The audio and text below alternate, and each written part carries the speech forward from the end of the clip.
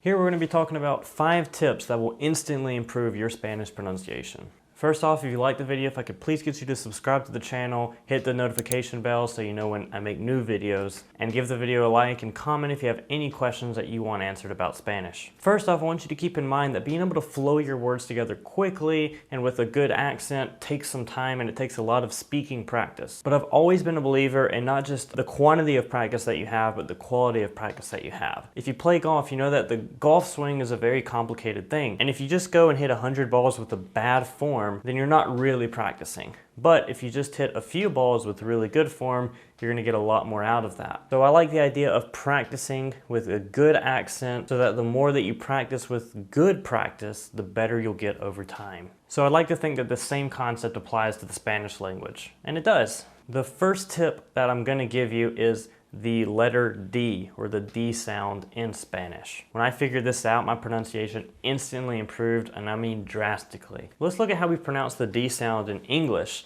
We normally have our tongue about on the top or the roof of our mouth when we're pronouncing this sound. In Spanish, your tongue is going to be in a slightly different position. So think about where your tongue is when you say the word this.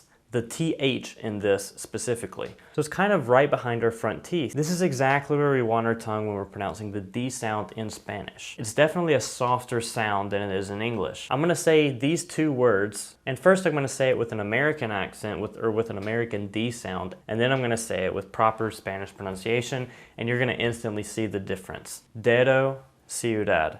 Now I'm gonna say it how it should be said.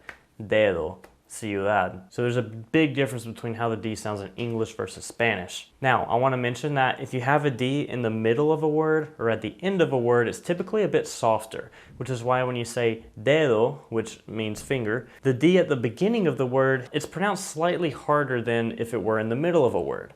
So it's dedo. And that second D, you almost can barely make it out, and you're almost barely touching your teeth when you make that sound. So practice this, take these words like adaptar, ciudad, dedo, and really practice that D sound, and I guarantee that your pronunciation will instantly improve if you get that sound right. The second tip, and it may be one that you dread, is the R sound in Spanish, because we have a single R and we have a double R. A lot of you probably know that the double R is basically where you roll your R's. And I actually can't roll my R's, but I can make it sound like I can. And I'll be doing another video if there's people out there like that who can't produce that sound and continuously roll your R's. I can kind of do it, but I can't continuously roll it. So I have a little trick I do to work through that. There's actually some native speakers that can't roll their R's either, just genetically they're not able to. So don't stress and freak out if you can't do it. But of course you don't want to pronounce words like this, caro. You don't want to say it with the English R. That sound doesn't exist in Spanish. That's why Spanish speakers have such a hard time when they're learning English producing that R sound. You want to say carro or ferrocarril. It's not ferrocarril. So you want to be able to roll your R. So if there's two R's together, then it's gonna always produce that rolling R sound. Also, if you have an R at the beginning, a single R by the way, at the beginning of a word, then you're also gonna produce that rolling R sound. So if we wanna say realmente, notice it's not realmente. It's not one sound that we're using with the R. It's kind of rolled, realmente. Now, if it's a single R in the middle of a word, then you're just going to produce the R sound in Spanish without rolling it continuously. This also applies if the R is at an end of a word. So if we look at the word la sobrina, notice that the R sound is just one R sound. The tongue's basically doing this, okay? It's not going to continuously be rolling on the roof of your mouth like you would if it were a double R. So practice the difference between raton and sobrina, for example. Or adaptar.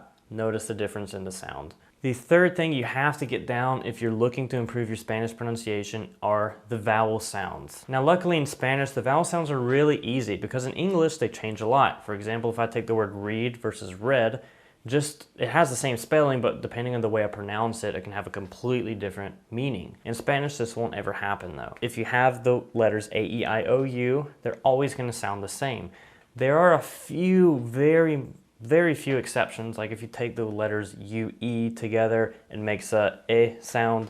like in the word guerra, it's not guerra. So there are a few exceptions to this where when you combine vowels, it does produce a slightly different sound than Spanish, but again, there's only a few of these exceptions. So get used to making the sounds a, I, E, O, U, and really just practice those vowels. Like if we look at the word again, adaptar, the A sound doesn't change throughout the word. It's always going to be that A sound. If we look at the word pelota, okay, we've got pelota.